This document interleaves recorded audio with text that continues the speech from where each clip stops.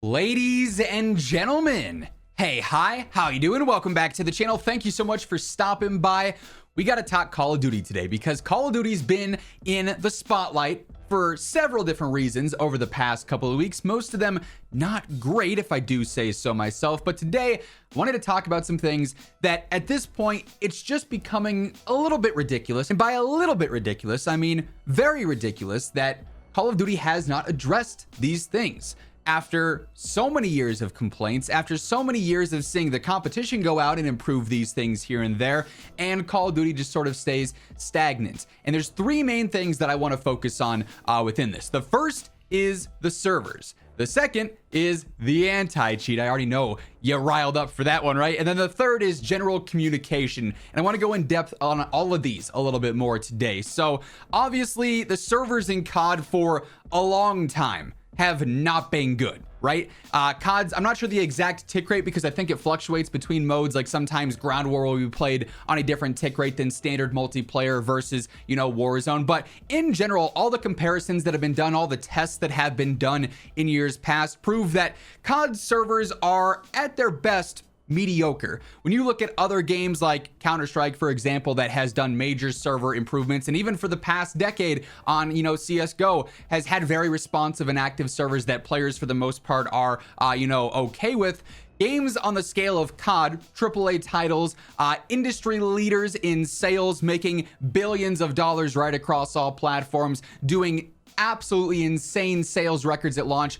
A lot of this money just being pocketed at the top, right? Those bonuses, everything like that. You know, the Microsoft acquisition spending billions and billions and billions of dollars to get Activision Blizzard King, and then sending Bobby Kotick off with a swift 400 million, laying off almost, a couple thousand employees, saving some change there. There's money to invest in better servers without a doubt in my mind. You will not be able to convince me otherwise. So why is it that one of the biggest FPS titles in the world, Call of Duty, a household name every single year, doesn't matter if the game is trash or the game is the greatest in the franchise's history, it's going to go crazy at launch. There's going to be hype behind it because it's COD. Why is it that a game on that scale plays on servers that are this abysmal? There's a lot of issues going on at the servers in general. The largest by far is just their consistency and their stability. And we see these constant patch notes drop in the various different updates that we cover, improved server stability and crashes and whatnot. And that's great if it's causing certain issues, like when there's too many ATVs on the map or something, or if somebody goes into a certain area, it becomes like super laggy or something. It's awesome when they fix those small little things, and it's appreciated, of course. But the broader server issue is the hit reg, the net code. Gunfights feel so inconsistent. That's why there's all this questioning, and that's why there's all this confusion about, hey, are guns doing less damage for some players, or is something weird going on here? No, nothing's weird. Nothing weird is going on. It's been tested, insanely in depth for 4+ years now at this point. The game is normal, just the servers suck. Gunfights don't feel consistent because of how bad the servers are. You think you might be shooting someone first and getting a couple of free, headshots or upper body shots, but that's not what the server's feeling. And that lag compensation that involves, that is included in all these, then involves the other player's, connection to the server, and it's just very messy. And that's why it might feel like you put way more shots into somebody, but they ended up taking you out, or you shot them first and they end up taking you out. And it's this whole problem that really sucks. It's why we have all this stuttering and all the server lag constantly, where you're playing on high ping, or even if it says you're playing on like a 12 ping or a 30 ping, you're playing a game that is like in slow-mo at times, or you see crazy disconnects to servers. There are so many different flaws with the Call of Duty servers, maybe starting small with some lag spikes here and there, or some unoptimized areas leading up to, really weird feeling gunfights, leading up to crazy disconnects. And it's just like a step ladder of issues with the servers that I feel like, at least me personally, keep in mind, I'm still pretty ignorant to a lot of game dev. I have a fairly decent understanding of certain things, but a lot of the more intricate things, I'm just like you. I play the game for fun for the most part. So I don't know the exact specifics and everything that goes on behind the scenes, but I do know that other games with, smaller budgets have way better performing servers. Some games that have larger player counts have way better performing servers. This late into Call of Duty's lifespan, 20 years or whatever, having servers that are underperforming like this on a consistent basis year over year just seems like they're cheaping out. And it's frankly ridiculous. But it's not as ridiculous as how bad the anti-cheat is. And that is my Paul Blart Mall Cop segue into this section of the video. And by the way, as we're going through all this stuff here today, if you guys enjoy the video, if you want to help share it around and get more eyes on these topics, maybe it finds its way to the right people at COD and we can make a positive impact on the game, because ultimately that's the end goal of this channel. I stand here to inform you guys, arm you guys with as much knowledge as you can take in a game to help you improve, but also to make the game a better, end result, or to help improve the game wherever I can. So if you want to help share the video around, do me a favor, drop a like on it. And if you're new to the channel, every single day I got you covered with news, updates, patch notes, meta breakdowns. Hopefully in the future we can talk some positive things about these topics. And if you want to be on top of that stuff, be sure to hit that subscribe button and join us on the road to 1 million subs.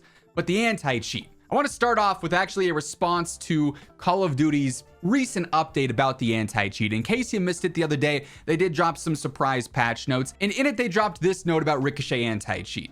The Ricochet anti-cheat team has been tracking a spike in cheating reports within the community. We are currently in test for additional security updates. However, the following updates have been deployed. They disabled all these limited time perks that were in the game code still, like super speed or different things from the boys events that hackers were using or cheaters were using to just have normal gameplay for them. They'd put on super speed and fly around the map with that, whereas everyone else obviously doesn't have that stuff.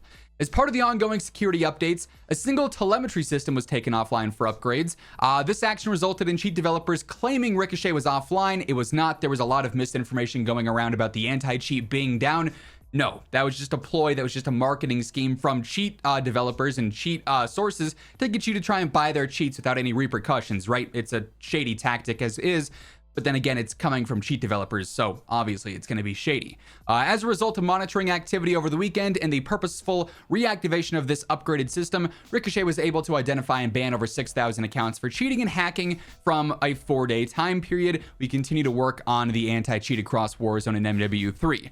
Now, admittedly, it's great that they're working on upgrades to it in the back end and they're fixing things here and there. It's not great when you say that you banned 6,000 accounts, but we all pretty much know that half of those, if they wanted to, all of them probably if they wanted to, could just make a new account and get back on the game. But like I said, I wanted to talk about a response here coming from the man himself, Nadeshot, one of the biggest names, one of the biggest faces in the Call of Duty franchise.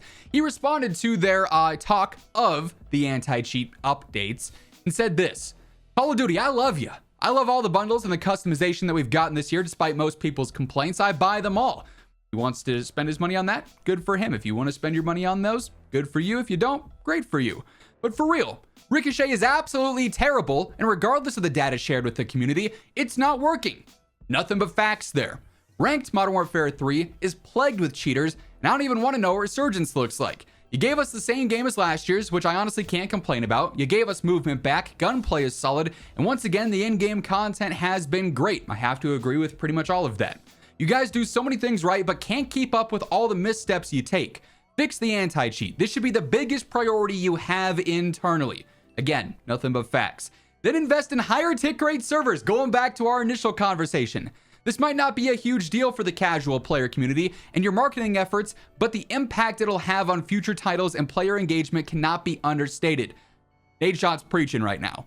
I love this game and we're on the right track, but please fix these glaring issues before we start getting slammed with news and marketing about this year's new title launch. You already know that in a couple of weeks to a month's time or whatever, we're going to start seeing the teasers for Black Ops Gulf War, or whatever they want to call the game, and then we're going to get the big reveals, and then COD Next for it, and then the game's going to be out. And in the midst of all of that, maybe the servers get upgraded, but maybe they don't. Maybe the anti-cheat gets updated, but maybe it doesn't. And then we're stuck in the same conversation when Gulf War drops. Hey, the game is great. Awesome. 4 years of dev time. We finally got a semi-bug-free launch in COD and the hype is here. But, every time I'm going into a gunfight, I can't tell if I'm actually outgunning the player or if they outgunned me or if the servers just stepped in and it made me lose because my connection was worse than theirs or there was lag comp involved. Or, hey, I was having a ton of fun on the new game that finally launched bug-free. And then I ran into 4 straight matches of people cheating and I feel like getting off now and maybe I'll come back later. But maybe I won't. Maybe you just lost me as a customer because the anti-cheat is so poor. You have these things that are overshadowing everything else. Servers being so bad, the anti-cheat being so bad that no matter how good the gunplay might feel in game and how awesome the cosmetics are, how cool the camo grind is, or how great the maps play or the movement is, or whatever else you love about COD, no matter how great those things are, they could be the best ever. If there's still cheaters in every other game ruining the experience, if the servers are so laggy and so cheap that the connection feels like trash every other match, none of that great stuff matters, because this takes priority over that and ruins however good or however bad anything else could be in the game, if you understand what I'm saying here. So cheating and the servers, or the anti-cheat and the servers, should be so high atop the priority board and the to-do list for COD that you can't even see what's beneath it, basically. Will we ever actually see action taken on those things? Really, only time's gonna tell. But I sure hope we do, because if not, the game is not going to be able to grow. It's going to plateau, it's going to snowball down because of how important these things are for the general success of the franchise as a whole, but also just the general success of year to year with new games launching, the longevity of a game lasting a full year until the new one drops, or whatever the case is. So those two topics, absolutely monstrous. I'm not sure the full fix to anti-cheats, by the way. Is it going on a full kernel level anti-cheat like what Valorant has, for instance? I know some players don't like that level of intrusiveness with an anti-cheat, but if it fixes all cheaters, would that be worth it? Would it be having more harsh punishments for cheaters in game? Like, I don't know, maybe hardware banning or simply IP banning until they can change an IP. At least that, makes something a little bit harder to gain access to in terms of cheats. Is it forcing a guaranteed confirmed phone number on it? Is it doing a pay to play experience within Warzone, or whatever the case is? But granted, there's still cheaters in ranked multiplayer, so maybe that's not the answer. Like I said, I don't know if there is one definitive answer to actually having a working anti-cheat, but something else needs to be explored, because what we have now just straight up does not work.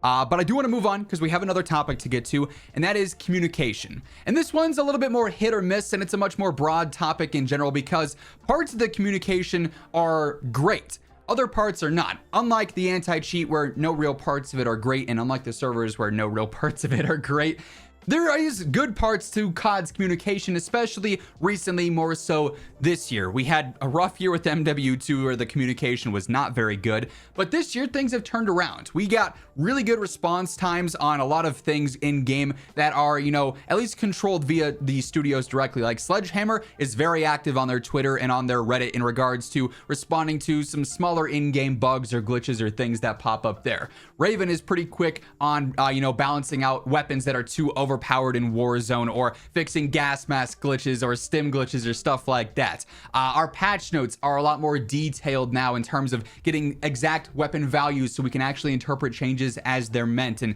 seeing things like that. The Trellos are pretty consistently updated. We get good previews in terms of what to expect with future updates and everything like that.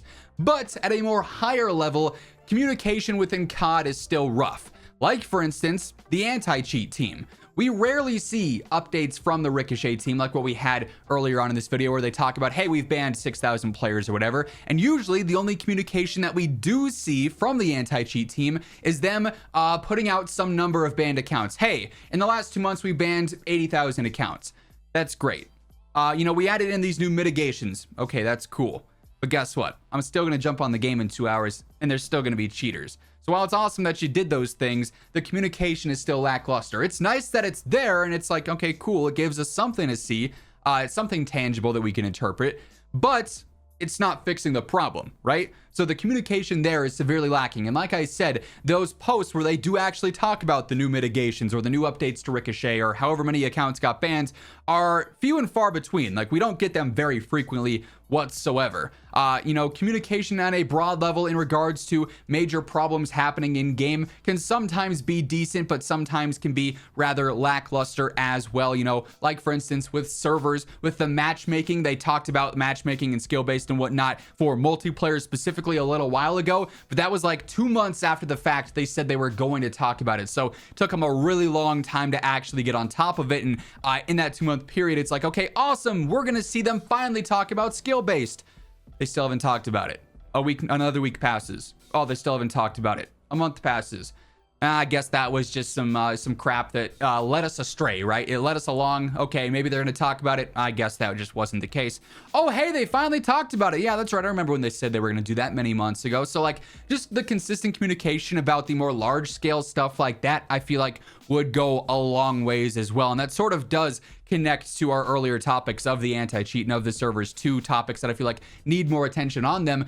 A great place to start would be from Call of Duty directly talking about those issues in a more transparent way than really what they have in the past. So, you know, it might be a fun year for gameplay, and frankly, I am really enjoying Modern Warfare 3 multiplayer and zombies, at least somewhat still, even though it's kind of fallen off a bit more lately, and Warzone too. I like the changes that were made this year, and I'm having a good time on the game this year, but at the same time, as I've said, there's still things that are just overshadowing a lot of the fun because of the negatives that they do bring to the equation. So at this point, Call of Duty has to do something. It's been too long, they've been too quiet, and there's not enough positive change happening in regards to these certain topics. Let me know what you guys think about these different topics down in the comments below. Always curious to hear your feedback and your thoughts on the situation. And if you enjoyed the video, do me a favor, drop a like on it. And of course, if you want to stay up to date with all things going on in COD, be sure to hit that subscribe button on your way out. That's going to do it for this one. Thank you so much for tuning in. And until next time, take it easy. Have an awesome rest of your day. I'll catch you later. Peace out.